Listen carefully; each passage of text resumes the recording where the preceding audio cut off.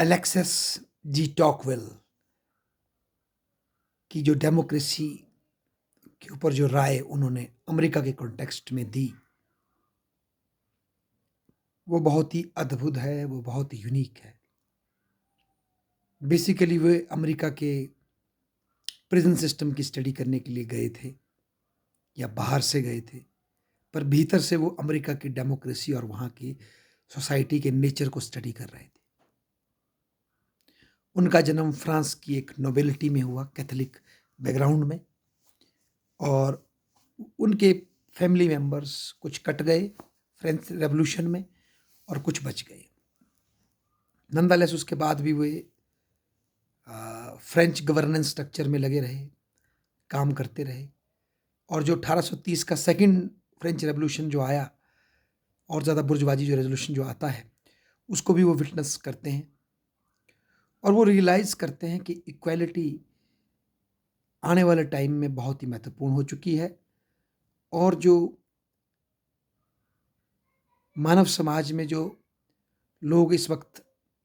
Equality का स्वाद नहीं चख रहे हैं, वो इसको प्राप्त किए बिना रहेंगे नहीं। ये फोर्स ऑफ फ्यूचर है, ये बात वो रियलाइज़ करते हैं डिस्पाइट अपने नोबिलिटी बैकग्राउंड की वजह के बावजूद। हालांकि वो डेमोक्रेसी को एक्सेप्ट करते हैं, पर उनके मन में कहीं ना कहीं एक संशय और एक डाउट की भावना भी रहती है, क्योंकि वो लिबर्टी को डेमोक्रेसी की तुलना में ज़्यादा प्रायोरिटी देते हैं। उन्हें डर लगता है कि कई बार डेमोक्रेसी टिरनी को जन्म ना दे दे, एक भयंकर मॉब की टिरनी को जन्म ना दे दे। इस चीज़ का डर उनके मन में था। तो फिर वो अमेरिका, डेमोक्रेसी इन अमेरिका में लिखते हैं या पहुंचते हैं अमेरिका, तो वो कहते हैं अपने वर्क में कि बेसिकली अमेरिका फ्यूचर है। हम इसको बहुत समय से तक इंग्लैंड की कॉलोनी माना, उसके बाद आज़ाद होने के बाद भी हम इसको सेकंड इंग्लैंड या इंग्लैंड का पिछड़ा रूप मानते थे, उसकी कॉपी मानते थे, पर बेसिकली ये कुछ मायनों में इंग्लैंड से भी आगे है, पूरे यूरोप से आगे है, और आने वाले टाइम में अमेरिका पूरे यूरोप का मार्ग प्रशस्त करेगा बिकॉज ऑफ इसकी इक्वालिटी की, एथिक्स की और डेमोक्रेसी के प्रति इसकी कमिटमेंट की वजह से अमेरिका आने वाले समय में पूरे विश्व के लिए मार्ग प्रशस्त करेगा, ऐसा एलेक्सिस डी टॉकविले कहते हैं। साथ में वो ये चीज़ भी फाइंड करते हैं कि जितने भी रेवोल्यूशन आज तक हुए, चाहे वो ग्लोरियस रेवोल्यूशन हो, फ्रेंच रेवोल्यूशन और ये अमेरिकन जो क्रांति आई, ये सब एक्चुअली इतिहास को उसी इक्वालिटी के, ह्यूमन इक्वालिटी के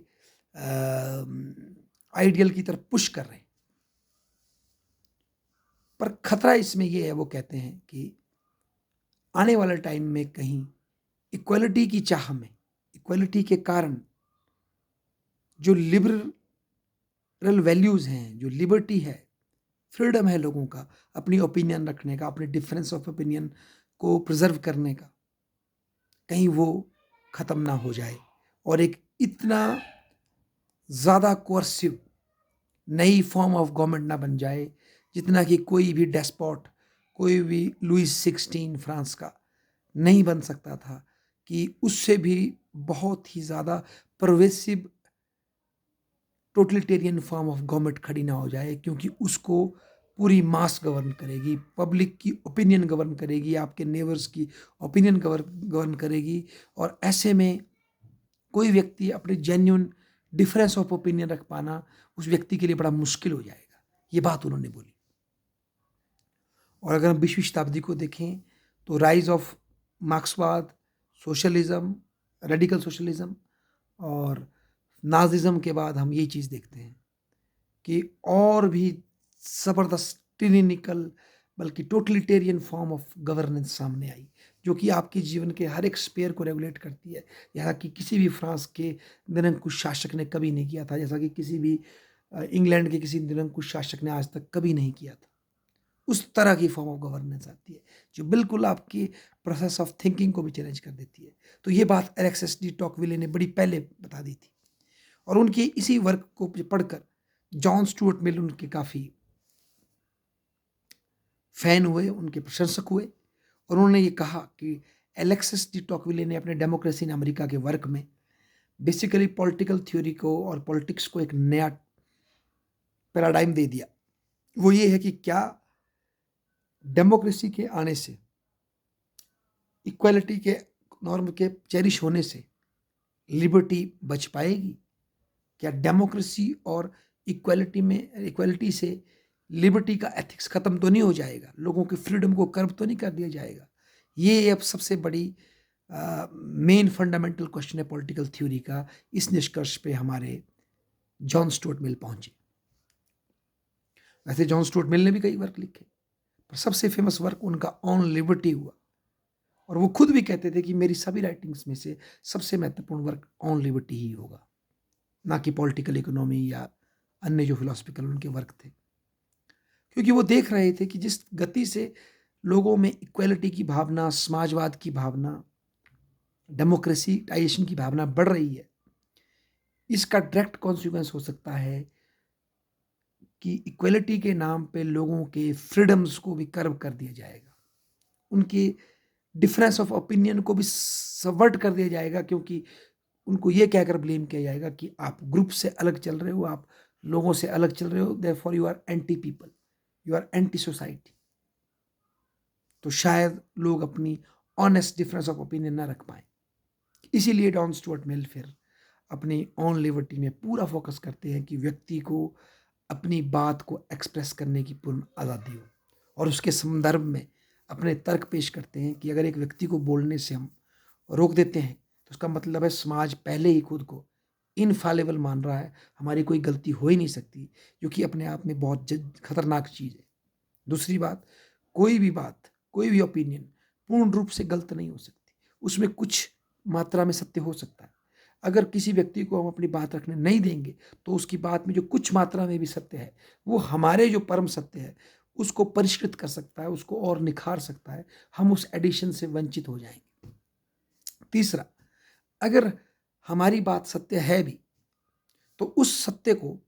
बार बार दूसरे की false opinion, so called false opinion से टकराना ज़रूरी है, ताकि वो आग में तप कर फिर से कुंदन हो सके, ताकि वो जितने भी नए एलिगेशंस हमारे सत्य पे लग रहे हैं उसको वो निखर करके साबित हो करके सामने आ सके।